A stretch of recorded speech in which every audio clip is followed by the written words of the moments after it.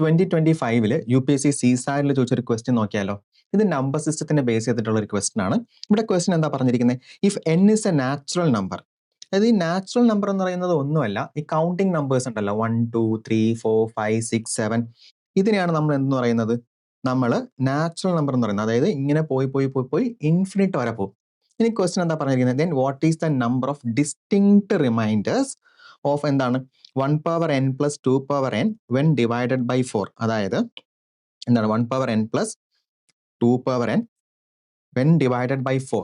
അതായത് എന്നിന് നമ്മൾ നാച്ചുറൽ നമ്പേഴ്സ് ആയിട്ടുള്ള ഈ പറയുന്ന കൗണ്ടിങ് നമ്പേഴ്സ് ഇടുവാണെന്നുണ്ടെങ്കിൽ നമുക്ക് ഡിസ്റ്റിങ്ക്ട് റിമൈൻഡേഴ്സ് എന്ന് പറഞ്ഞാൽ ഒന്നുമല്ല, ഡിഫറെന്റ് റിമൈൻഡേഴ്സ് അല്ലെ, എത്ര വ്യത്യസ്ത റിമൈൻഡേഴ്സ് കിട്ടുമെന്നാണ് ചോദിച്ചിരിക്കുന്നത്. അപ്പൊ നമുക്ക് നോക്കാം. എന്നിന് നമുക്ക് എന്ത് ചെയ്യാം, 1 എന്നുള്ള വാല്യൂ ഇട്ട് കൊടുക്കാം. അങ്ങനെ എനിക്ക് എന്തായിരിക്കും വരുന്നത്? 1 power n plus 2 power n എന്ന് പറയുമ്പോഴത്തേക്കും നമുക്ക് ഇവിടെ 3 വരും അല്ലെ, 3/4 വരും. ഇപ്പൊ റിമൈൻഡർ എന്ത് തന്നെയാണ്? റിമൈൻഡർ 3 തന്നെയാണ്.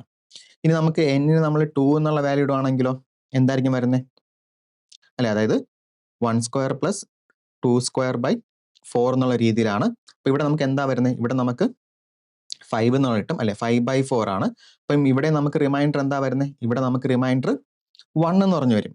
ഇനി നിങ്ങൾ എന്നിന് 3 എന്നുള്ള വാല്യൂ ഇട്ടാലോ എന്തായിരിക്കും വരുന്നത് അല്ലെ? 3, അതായത് 2 ക്യൂബ് എന്ന് പറയുന്നത് 8 ആണ്. അപ്പം 8 + 1 എന്ന് പറയുന്നത് 9 വരും. അപ്പം 9/4 ചെയ്താൽ നമുക്ക് എന്താ കിട്ടുന്നത്? നമുക്ക് അപ്പോഴും റിമൈൻഡർ 1 എന്ന് പറഞ്ഞ് കിട്ടും. അതായത് നിങ്ങൾ ഇനി ഇവിടെ എന്ത് വാല്യൂ ഇട്ടാലും അല്ലെ, എന്നിന് ഇനി എത്ര വാല്യൂ ഇട്ട് പോയാലും അവിടെ നിങ്ങൾക്ക് ഇനി കിട്ടാൻ പോകുന്ന റിമൈൻഡർ എന്ത് തന്നെയായിരിക്കും? റിമൈൻഡർ നിങ്ങൾക്ക് 1 തന്നെ ആയിരിക്കും. അങ്ങനെയാണെങ്കിൽ ഇവിടെ ഡിസ്റ്റിങ്ക്ട് അല്ലെങ്കിൽ ഡിഫറെന്റ് റിമൈൻഡേഴ്സ് ഇവിടെ എത്രയാ ഉള്ളത്?